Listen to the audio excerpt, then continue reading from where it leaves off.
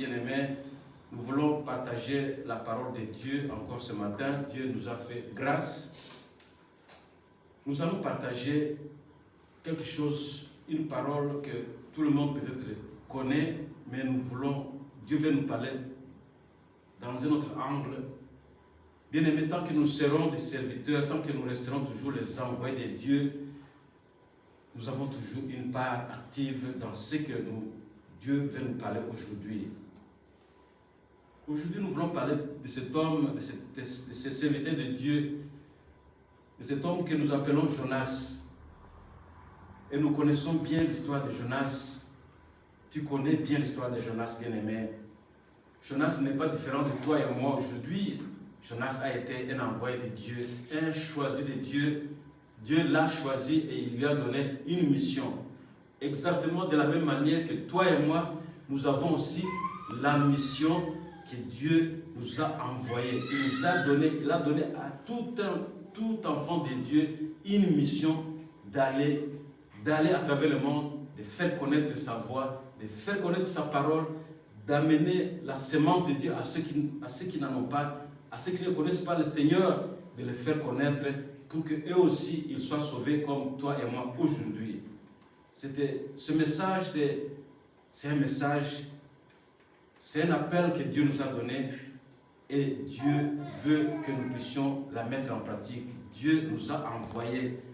Du moment où il nous a appelés à être des enfants de Dieu dans son royaume bien-aimé, il nous a donné une mission. De la même manière qu'il a appelé Jonas, qu'il a choisi pour une mission, c'est de cette manière-là que toi et moi, nous sommes aussi appelés à aller faire de toutes les nations ses disciples bien-aimés dans le Seigneur. C'est une mission que le Seigneur nous a donnée. Mais disons d'abord le thème qui nous intéresse aujourd'hui et nous allons voir à quel point nous sommes liés aussi à ce message.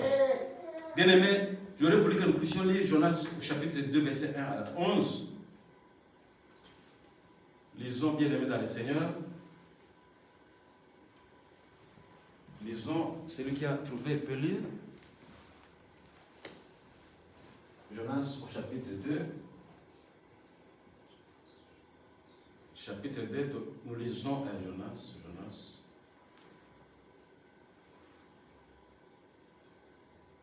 Quase atangibisa na como isso.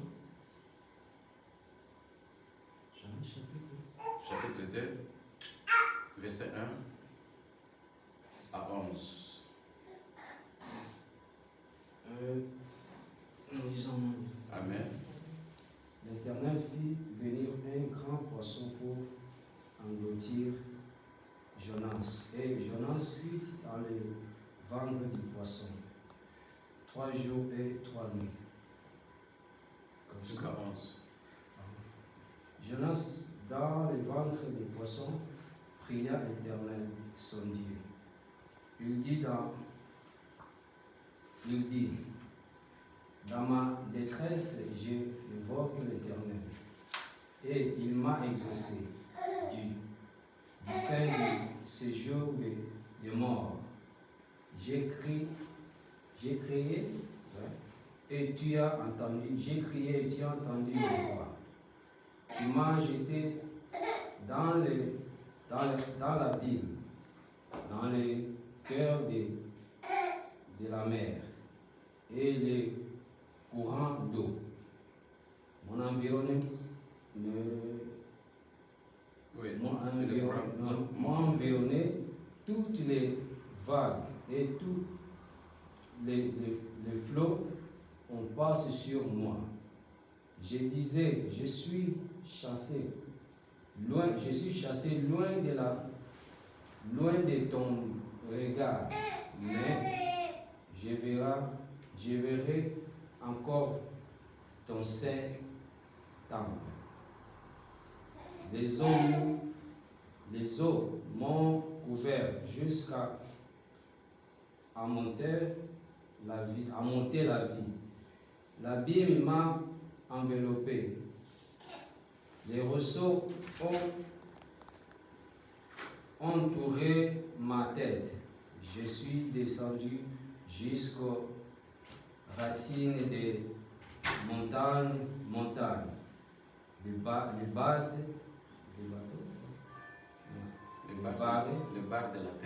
de la terre m'ont fermé pour toujours, mais tu m'as fait remonter vivant de la fosse. Éternel mon Dieu, quand mon âme était abattue au-dedans de moi, je me suis souvenu de l'Éternel et ma prière est parvenue jusqu'à toi dans ton saint temple. Ceux qui s'attachent à des vaines idoles éloigne de la miséricorde. Pour moi, je t'offrirai des sacrifices avec un cri d'action. De grâce, j'accomplirai le vœu que j'ai fait. Le salut vient de l'Éternel. L'Éternel parla aux poissons et les poissons vomit Jonas sur la terre. Amen, amen. Amen. Alléluia. Amen. Bien-aimés, nous venons de lire ce passage, mais n'oublions pas d'où vient Jonas, le premier appel de Jonas. Jonas a d'abord été appelé par Dieu pour lui donner cette mission d'aller à Ninive. C'était ça le début. Quand nous lisons au chapitre 1, nous allons comprendre cela, bien-aimés dans le Seigneur. Chapitre 1, de 1 à 17, c'est là où la Bible nous décrit comment Jonas a été appelé par Dieu. Il a été appelé par Dieu pour une mission. Donc Dieu l'a appelé personnellement pour aller à Jonas. C'était une mission d'aller sauver Jonas, d'aller sauver Ninive, d'aller lui avertir de comment il vivait et de combien il risque de souffrir, de subir le châtiment de Dieu. Bien aimé, c'était ça d'abord le premier message, la première étape de l'appel de Dieu. Dieu, quand il l'a appelé, Dieu, quand il nous appelle, bien aimé, nous devons nous rappeler chaque fois quand Dieu nous appelle, il a quelque chose à nous donner comme mission. Et pour le cas de Jonas, il a désigné personnellement, il n'a pas désigné quelqu'un d'autre, il a désigné personnellement pour aller secourir le peuple de Ninive. C'était ça d'abord la mission de Dieu qu'il a donnée à Jonas. Et nous nous rappelons bien comment Jonas a d'abord reçu le message et comment il a cherché à passer outre ce message et à aller dans une autre destination qui n'était pas la destination où Dieu lui avait envoyé. Nous nous rappelons encore, bien aimés dans le Seigneur, la première réaction de Jonas était d'abord de fuir loin de Dieu et fuir loin de Ninive, d'aller loin de la parole de Dieu, loin de Dieu. C'était ça la réaction, bien aimés. Et c'est ça là, exactement ce qui nous arrive souvent quand nous recevons le message de Dieu. Et quand Dieu te dit surtout, quand il te donne une mission, nous avons tendance à nous refroidir, à avoir peur et à aller loin, à nous éloigner de Dieu. Et nous croyons que c'est ça la solution. Nous nous éloignons de Dieu, nous nous éloignons de son message, nous nous éloignons de sa parole. Nous oublions que c'est ça le chemin qui nous amène à la vie. Jonas, c'était ça la première attitude qu'il avait. Donc il a préféré ne pas aller à Ninive, mais aller à Tarsis, une autre ville qui n'a même pas un rapport, qui n'a même pas l'intention de Dieu.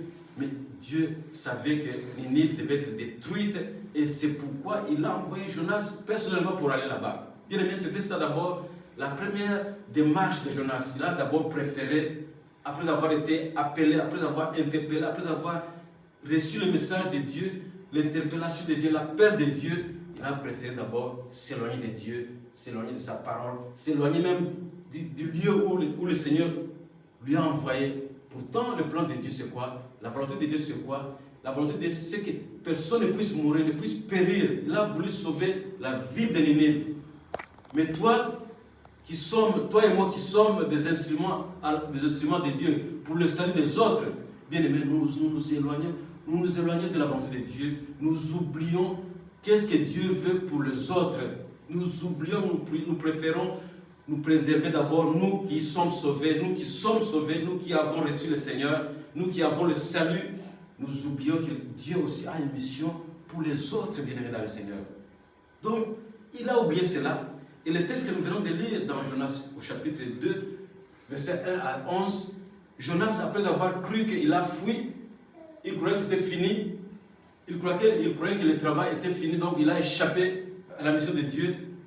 Non, bien-aimé, Dieu n'a pas laissé, Dieu n'a pas abandonné Jonas. Dieu n'a pas dit non, comme tu fuis, ok, va fuir, je vais chercher une autre personne qui va accomplir ma mission. Bien-aimé, Dieu n'a pas renoncé à cela. Alléluia.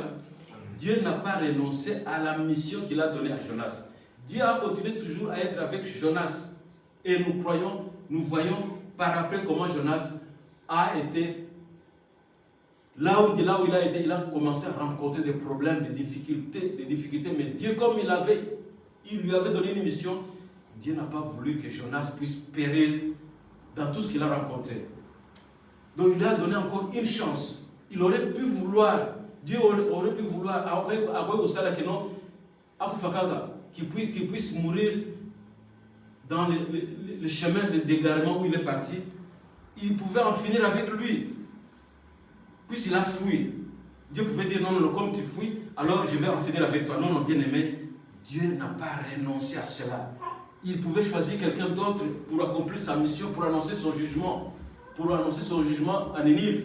Mais il ne l'a pas fait. Non, bien-aimé dans le Seigneur, c'est Jonas, c'est toi que le Seigneur veut. Il ne va pas chercher quelqu'un d'autre tant que tu n'as pas encore accompli la mission que Dieu a pour toi envers les autres. Bien-aimé, Dieu ne cherchera pas quelqu'un d'autre jusqu'au jour où tu en finiras avec Dieu, jusqu'au moment où tu reviendras vers le Seigneur pour lui dire je me suis enfoui de toi, Seigneur. Maintenant, renouvelle-moi encore la force de pouvoir faire ta volonté. Bien-aimé dans le Seigneur. C'est ce que Jonas n'a pas fait. Lui, il croyait qu'il a fui. Donc, c'est fini. C'est fini. Il croyait que peut-être Dieu va se fatiguer, il va chercher quelqu'un d'autre. Donc, Dieu a utilisé de façon extraordinaire quelque chose qui va secouer Jonas. Il a secoué le vent, un vent très violent. Quand nous lisons au verset 4 du premier chapitre, du premier verset 4, tu vas voir qu'il a envoyé un vent très violent, expressément. Dieu a voulu expressément envoyer un vent violent pour ramener Jonas vers lui. Alléluia. Pour ramener Jonas vers lui. Comment il a fait? Bien-aimé, le Seigneur a envoyé le vent violent et puis il a été englouti, il a été avalé par un gros poisson. Alléluia. Amen. C'est ce que nous venons de lire, bien-aimé. Donc, le gros poisson, c'était la volonté de Dieu. Il a dit, non, au lieu que tu as été cogné contre les pierres, puisque tu risques de mourir, je risque de te perdre. Non, je préfère que tu sois englouti, que tu sois avalé par les gros poissons. Donc, il reconnaît, il a préféré envoyer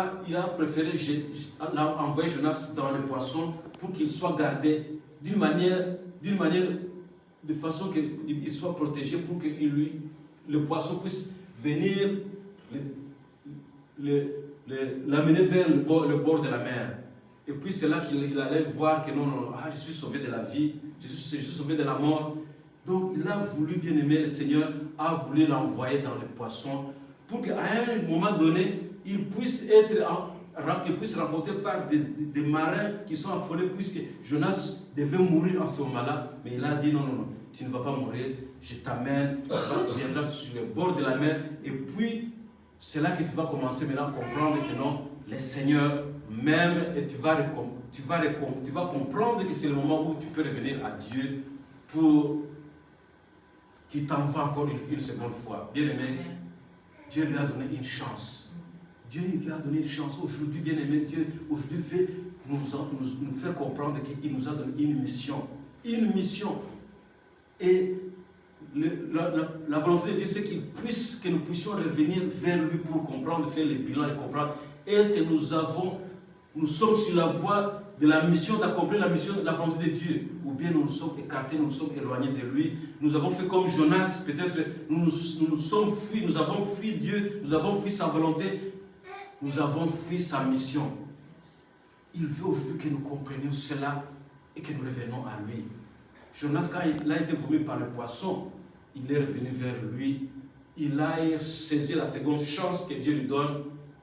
Et c'est là qu'il va commencer maintenant à demander à Dieu, renouvelle-moi maintenant cette mission, je renouvelle mon alliance avec toi, envoie-moi. C'est là qu'il a été disposé, bien-aimé. C'est là que Jonas a été disposé d'aller vers Ninive. Alléluia. Amen. Il a été disposé à aller vers Ninive à ce moment-là. Donc, nous pouvons dire, qu'est-ce que nous pouvons dire? Nous pouvons dire que les poissons, les gros poissons, étaient le salut pour Jonas. Donc c'était un moyen pour Jonas de pouvoir être sauvé. Alléluia. Au lieu qu'il puisse regretter que oh, le poisson m'a avalé, il risque de me dévorer. Non. C'était la volonté de Dieu, c'était le plan de Dieu pour sauver Jonas. Donc le poisson était le plan de salut pour Jonas. Dans son ventre bien-aimé, c'est là que Jonas a adressé cette prière à Dieu, une prière de reconnaissance. Nous pouvons lire au verset 3 jusqu'au verset 10. Verset 3 jusqu'au verset 10, qu'est-ce que la Bible nous dit? Verset 3, toujours du chapitre 2. Verset 3. Verset 3 jusqu'au verset. Verset 3 nous dit: Tu m'as jeté dans l'abîme, dans le cœur de la mer, et les courants d'eau m'ont environné. Toutes tes vagues et tous tes flots ont passé sur moi. Je disais, je suis chassé loin de ton regard, mais je verrai encore ton saint temple. Les eaux m'ont couvert jusqu'à monter la vie. L'abîme m'a enveloppé. Les roseaux ont entouré ma tête. Regarde combien il est protégé par Dieu. Les roseaux ont entouré ma tête. Les eaux m'ont couvert jusqu'à monter la vie. L'abîme m'a enveloppé. Les roseaux ont entouré ma tête. Je suis descendu jusqu'aux racines des montagnes. Les barres de la terre m'ont fermé pour toujours. Mais tu m'as remonté vivant dans la fosse. Éternel mon Dieu. Là, il fait la prière. Quand mon âme était abattue au-dedans de moi, je me suis souvenu de l'Éternel et ma prière est parvenue jusqu'à toi dans ton saint temple. Oui, ceux qui s'attachent à des vaines idoles éloignent de la miséricorde. Pour moi, je t'offrirai des sacrifices avec un cri d'action de grâce. J'accomplirai le vœu que j'ai fait. Le salut vient de l'Éternel. L'Éternel parla au poisson et le poisson vomit Jonas sur la terre. Alléluia. Amen. Alléluia. Amen. Bien-aimé, donc le Seigneur, Jonas n'a fait que faire cette prière. C'est dans le poisson, dans le ventre du poisson, que Jonas s'est rendu compte que non, c'est maintenant ou jamais où je dois reconnaître que Dieu est bon. Il n'a pas voulu ma mort, mais il me donne encore une chance. Bien-aimé, donc le Seigneur a voulu que le poisson l'amène jusqu'au bord de la mer. Donc il a permis cela. Il n'a pas voulu qu'il puisse mourir, mais Dieu, notre bien-aimé dans le Seigneur, Dieu a toujours son plan pour nous. C'est toujours le plan de bonheur. Il ne voudra pas que tu puisses périr tant que tu as une mission. Tant qu'il a donné une mission, il t'a dit va, allez dans toutes les nations, proclamer la bonne nouvelle, allez sauver tout le monde, allez parler de moi. Ceux qui ne me connaissent pas puissent être sauvés, qu'ils puissent avoir la vie éternelle en Jésus-Christ. Bien-aimé, tant que tu ne l'as pas fait, quand tu ne l'auras pas fait, quand tu n'auras pas quitté Jérusalem pour aller en Judée jusqu'aux extrémités de la terre pour faire cette volonté de Dieu, bien-aimé, rien ne pourra t'arriver. Il te donnera toujours cette chance, mais la première chose à faire, c'est d'abord de reconnaître qu'il est celui qui nous écarte, qui nous épargne de tous les dangers, puisque quand nous nous détournons de Dieu, quand nous nous éloignons de la volonté de Dieu, Dieu peut nous faire du mal, mais Dieu ne voudra pas le faire, bien-aimé, car il compte sur toi et il veut que tu ailles pour faire sa volonté. Sa volonté est que tout le monde ne puisse pas périr, mais qu'il puisse avoir la vie éternelle en Jésus-Christ. Bien-aimé, quand tout semble ne pas marcher, quand tout semble s'obscurcir, quand tu vois que les choses ne marchent pas, Peut-être que Dieu, c'est le plan de Dieu. Peut-être, bien aimé, ne te décourage jamais. Quand tu es prêt peut-être à te décourager, à renoncer, bien aimé, c'est le moment où tu verras la main de Dieu sur toi pour t'amener vers la vie, pour t'amener vers le salut, pour t'amener vers la solution. Ne nous décourageons pas quand les choses ne marchent pas, bien aimé, dans le Seigneur. Quand tu vois que les choses tardent de venir, bien aimé, peut-être que c'est comme Jonas pendant qu'il voit que non, il traîne encore dans le ventre du poisson. Peut-être que tu es dans le ventre du poisson. Peut-être que tu seras vomi quelque part pour que Dieu revienne à toi encore une seconde fois pour te faire du bien, bien aimé, dans le Seigneur. Bien aimé, nous devons seulement savoir, nous devons seulement nous reconnaître. Quand les choses ne marchent, quand tu vois que les choses, il y a des doutes, tu vois que devant toi, il y a toujours l'obscurité, il y a des embûches. Cherche à connaître, est-ce que je suis dans la volonté de Dieu? Est-ce que je suis dans le plan de Dieu? Ou bien je me suis éloigné de la volonté de Dieu? Est-ce que Dieu permet cela? Est-ce que je suis dans sa voie? Ou bien je suis éloigné de Dieu? Bien aimé, nous devons chaque fois nous reconnaître, nous devons chaque fois nous mettre en cause et dire, Seigneur, suis-je sur la bonne voie? Suis-je sur la voie dans ton plan? Comme Jonas a vécu dans ton plan, est-ce que l'issue sera bonne? Est-ce que la solution sera bonne? L'aboutissement de ce que je vis sera bonne? Ou est-ce que j'aurai encore une chance de pouvoir vivre, de pouvoir faire ta volonté, Seigneur? Nous devons toujours nous mettre en cause, toujours chercher à regarder, est-ce que je suis sur la bonne voie? Est-ce que je ne me suis pas éloigné de Dieu? Jonas a été soulagé. Jonas a été soulagé quand il a été avalé par le poisson. Il a dit, enfin, je suis tranquille là où je suis. Il a été soulagé, bien aimé dans le Seigneur. Il a été soulagé. Il n'a pas dit, oh, cette fois-ci, c'est fini. Le poisson m'a dévoré, m'a avalé, c'est fini pour moi. Non, il a été soulagé. La Bible nous dit qu'il a été soulagé. C'était ça l'issue de son aventure. Son aventure d'aller fuir et de s'éloigner de Dieu, de s'éloigner de sa parole. Il a été dévoré, il a été avalé. Et la Bible nous dit que c'était un soulagement pour David et pour Jonas. Quelquefois, bien aimé, Dieu se sert d'expériences, des expériences qui sont graves, qui sont chaotiques, qui sont difficiles à comprendre pour nous ramener à lui. Alléluia. Pour nous ramener à lui. Quand les choses ne marchent pas, ne crois pas que c'est fini pour toi. Non. Dieu se sert des expériences, des situations chaotiques, des situations où le monde va dire, oh, le malheureux, il est perdu, c'est fini pour lui. Tout ce qu'il a toujours vécu, le malheur, maintenant cette fois-ci, c'est fini pour lui. Le monde dira ça, mais bien aimé, mais si tu es dans le plan de Dieu, sache que Dieu peut permettre cela. Et c'est pour te ramener vers lui. C'est pour te ramener vers lui pour que tu fasses aussi cette prière. La prière comme la prière de Jonas envers son Dieu, pour lui demander, Seigneur, je connais ce qui vient de m'arriver, mais c'est plus que j'ai fait, c'est plus que je me suis éloigné de toi, c'est plus que je n'ai pas fait ta volonté, mais aujourd'hui je viens à toi, envoie-moi encore, je suis prêt à aller à Ninive pour aller avertir, pour aller secourir ce peuple qui doit être exterminé à cause de son péché, envoie-moi encore. Bien aimé dans le Seigneur peut le faire pour toi et moi. Analyse surtout, arrête-toi et cherche à comprendre, à regarder si tu es sur le plan de Dieu, si tu es dans la volonté de Dieu, et si tu n'es pas dans la volonté de Dieu, reviens à lui et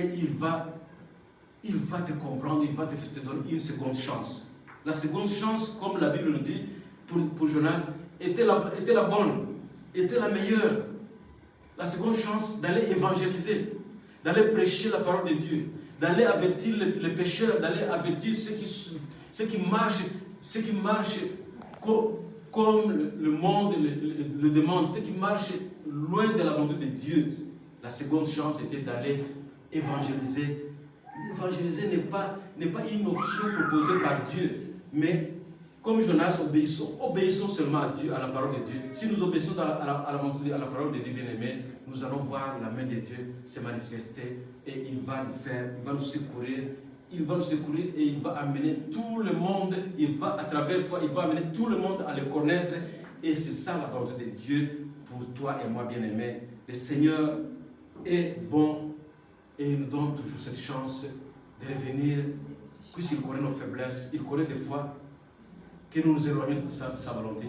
Nous trouvons que c'est difficile, nous nous éloignons de sa volonté, nous croyons que c'est difficile d'aller faire sa volonté, mais Dieu nous rend capables, bien-aimés dans le Seigneur, et il nous rendra toujours capables, puisqu'il connaît nos faiblesses, il a le Saint-Esprit qui nous a donné et qui va nous aider à pouvoir parler de lui pour que les âmes soient sauvées, pour que le monde soit sauvé et que le monde, bien-aimé, comme Jonas pour Ninive, toi et moi, Dieu veut aujourd'hui que nous puissions aussi être disposés à aller vers le monde, aller vers les extrémités de la terre pour parler de sa part. Aujourd'hui, la mission de Jonas était pour Ninive, mais aujourd'hui, toi et moi, bien-aimés, nous avons une mission d'aller partout dans le monde entier et de parler de lui, de parler de l'évangile, de parler du salut en Jésus-Christ, de parler de cet homme qui a accepté de mourir à notre place pour le salut de tout le monde. Nous devons chaque fois, bien-aimés, entrer en nous-mêmes, entre en toi-même, évaluons-nous, évalue-toi, mets-toi en cause, surtout mets-toi en cause, ne te console pas, ne dis pas, non, quand même hier j'ai parlé de Dieu, j'ai parlé dans un coin, quelque part, j'ai quand même prêché, bien-aimé, mets-toi toujours en cause et comprends toujours que l'évaluation doit être toujours de ton côté pour dire que non, je dois encore faire beaucoup de choses, je dois me mettre à l'œuvre pour garder ma relation avec Dieu. Notre relation doit être toujours une relation de père et fils qui font toujours la volonté de celui qui l'a envoyé, bien-aimé, celui qui nous a appelés des ténèbres vers la lumière. Il a besoin que nous allions aussi apporter cette lumière, puisqu'il dit que nous sommes la lumière du monde, que cette lumière qui éclaire en toi puisse aussi aller éclairer les autres qui sont dans l'obscurité, qui sont dans les ténèbres. Il a besoin que chacun de nous, que chacun d'eux puisse se convertir et venir vers lui, bien-aimé, dans le Seigneur. Il a besoin que chacun de nous, tout le monde qui nous environne, que tout le monde qui ne le connaît pas, puisse se convertir et puisse les connaître comme Seigneur, comme Sauveur. Et c'est là la volonté de Dieu.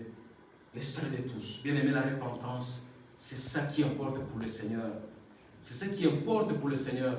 La repentance de toi et des autres, de toi et de moi et des autres qui ne le connaissent pas. La repentance, reconnaître que nous avons eu tort et que Dieu avait raison. Reconnaître cela. Reconnaître que le tort, c'est nous qui commettons des fautes, qui nous éloignons de Dieu. Mais le Seigneur est toujours prêt à nous renvoyer, à nous donner cette bonne chance. Cette seconde chance qui fit la bonne pour Jonas, cette seconde chance, Dieu aussi va nous l'accorder. Puisque nous sommes là où nous sommes, nous n'avons pas encore fait ce que Dieu nous a envoyé de faire. Bien-aimés dans le Seigneur. Donc la repentance, il veut que nous puissions aussi l'avoir. Jonas s'est repenti. Il a reconnu le mal, le chemin qu'il a emprunté. Il l'a ignoré, il a été désobéissant. Il a été désobéissant à l'appel de Dieu. Jonas s'est repenti. Dieu aussi veut que nous puissions nous repentir et de lui dire, Seigneur, nous voici, une fois encore, accorde-nous cette nouvelle chance. Nous voulons maintenant aller vers la destination, la bonne destination, c'est-à-dire vers les extrémités de la terre. Nous voulons maintenant aller vers ceux-là qui ne te connaissent pas. Et exactement comme Jonas, il a dit, envoie-moi maintenant, je vais aller à Ninive. Il est allé à Ninive et il a averti Ninive. Et Ninive a été épargné, bien-aimé dans le Seigneur.